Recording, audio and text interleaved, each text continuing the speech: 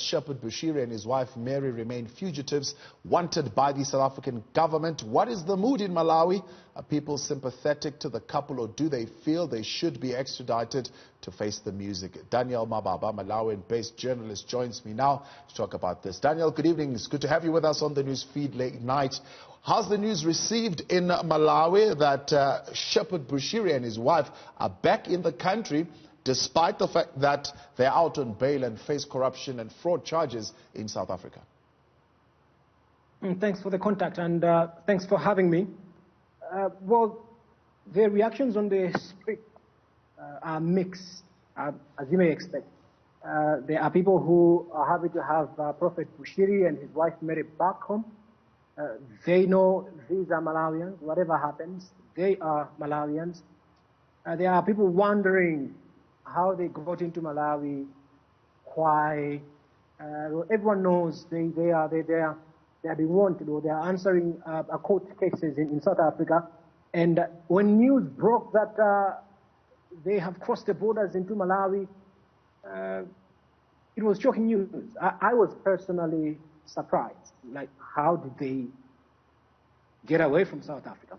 So there has been that mixed reaction. And what now people are debating is would the Malawi government be ready to cooperate with what we are hearing, that the South African authorities have now commenced the extradition processes. But what we know for sure, what I know for sure personally, is that that court process in Malawi will be a long battle, because if Bushiri has left South Africa, he will not want to be sent back there as simple as that. He is prepared to fight that extradition. Now, speculation in the media when the news broke was that Shepherd Bushiri and his wife could have left the country in a jet of the Malawian President Lazarus Chakwera. Is there any clarity from Malawi as to how the preacher entered Malawi? That is not so clear. He has not explained how he got here. But I have been hearing from some people close to Bushiri's camp that they used one of our borders via Zimbabwe. Officially, we have been told, and we know the South African government has refuted those claims that he was on President Chakwera's gate. We verified with airport officials from here, our insiders there. They also corroborated that information that Bushiri and Mary were not on that presidential jet. They used one of the borders via Zimbabwe into Malawi. We don't know when. We are hearing it must have been somewhere around Wednesday or Thursday, because they got into Malawi somewhere around Friday. So that is still not clear. But back to back to that issue. Bushiri knows. We know, and like I'm saying, this is one of the lead stories. I mean, back home here in Malawi, people are discussing it. Of course, we are still finding out where exactly is Bushiri, but the fact is he has come in the open to declare he is back in Malawi, back home. Has President Chakwera made any statements around the false allegations which were dominating South African media? But I even saw some of the newspapers in Malawi were leading with that story as well. The president himself hasn't made so much reference to the social media rumor going about that he might have whisked Bushiri away on his plane. But the president has indicated that any effort to get Bushiri back into South Africa will not depend on the SADC treaty or anything else. It will depend on what Malawian authorities, particularly the court and the justice agencies or the Ministry of Justice, decide or determine what it wants to do. And that, I must indicate here, will depend on a form of official inquiry by the government of South Africa. Yeah. I have heard your Minister of Internal Affairs ranting on social media, and when I read it, I was shocked. You see, ranting on social media will not bring Bushiri back to Malawi. I mean, back to South Africa. Yeah. The Minister of Information there, Gospel Kazako, is saying, well, there are numerous protocols, as you mentioned, that you would follow as a country, but there would need to be an official application being made by South Africa. But he also says something, and I quote, that there is nothing special about Bushiri as far as we are concerned. Is that true? I mean, are the Bushiris non-entities in Malawi, or are they treated with some kind of special acknowledgement and special treatment? Well, I don't think I would say Bushiri is an entity in Malawi. I'd rather call him a Malawian citizen. We have thousands of Malawians living in South Africa, and he was one of them. I think what the government of Malawi is trying to do at this point is to ensure that Bushiri is safe. Bushiri has concerns, mind you. We are yet to find out how authentic are those concerns, but he says his life was in danger in South Africa. And I think the Malawian government has a responsibility to ensure that all her citizens outside Malawi are safe. And that is why, when that formal request or formal application for extradition is made before Malawi, it will not be President Chakwera to decide. It will not be Information Minister Gospel Kazago to decide. It will be the Ministry of Justice in liaison with the judiciary in Malawi that must look at what do Malawian laws say about extradition, and not what SADC protocols say about extradition. And do you think they will cooperate? I think so.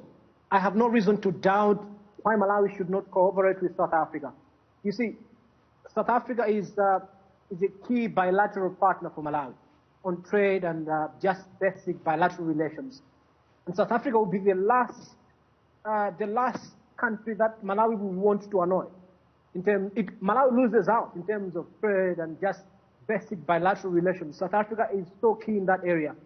What I expect South Africa to do is to follow the law, don't annoy Malawi, and that will be it. I don't see the reason why Malawi should not cooperate. Yeah. Is Malawian government particularly annoyed by the fact that the president was made to wait at OR Tambo? I mean, how is that going to affect those bilateral relations that you mentioned? Well, I would like to think that's a small matter. Malawi has responded officially. In the morning today, we heard from the president's press office that the president has spoken to President Ramaphosa over the developments, how he was made to wait for over 7 hours for his flight to leave South Africa. I'm sure it was a cordial, a friend-to-friend discussion. But the Ministry of Foreign Affairs here has released a statement that depicts the dismay, the levels of not anger, but the dismay. Malawian authorities are not pleased. I can put that to you. The statement states that clearly. Malawian authorities are not pleased that their head of state was made to wait for 7 hours before leaving South Africa. But I don't think that would be so significant enough to strain bilateral relations between Malawi and South Africa. I want to go back to what you said earlier on. I mean, is Bushiri and his wife free to roam around Malawi at this point, either in hiding? I mean, he is quite a wealthy man and quite powerful, one would say, and has ability to move around quite easily, I suppose, with the right kind of connections. I mean, listen, Bushiri has no right to hide on the soils of Malawi because he knows he's safe here. Like I indicated, we do not know his whereabouts yet, but he just got here. We know he continues with online services. He's still preaching. But he has no reason to hide in Malawi because he knows he is very safe here.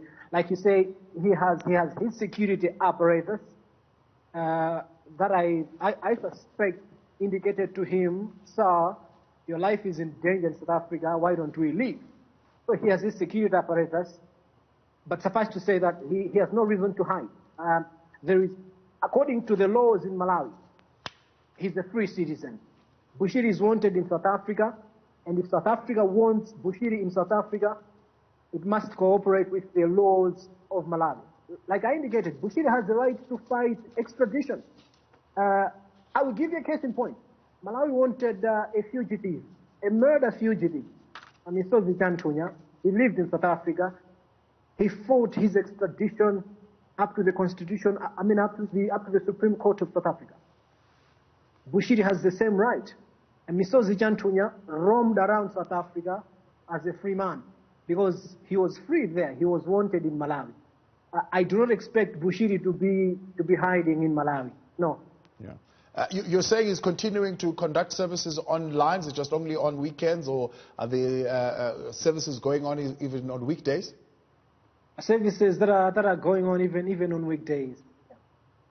Yeah. And overall, though, the sentiment expressed by the government of Malawi in terms of the treatment that the president received, has it left many in society feeling some kind of way about South Africa and about the way that the president was subjected to that additional security check? I think, like I indicated, most Malawians are not treating this as a big issue, you know. But I can get the feeling, as a citizen myself, I was like, wow, if that was President Ramaphosa treated that way in Malawi, it was obviously going to be something big. But I don't get the feeling that citizens want to make that too big. It is embarrassing. It's not good at all. It doesn't augur well with partners, countries that claim to be friends. But I do not think most Malawians will regard that as a big thing. Diplomatically, yes. Malawi has a case to complain, but how far will they go? I do not think they would want to take that any further. Daniel, I appreciate you helping us with that analysis today. That is Daniel Mababa, Malawian-based journalist.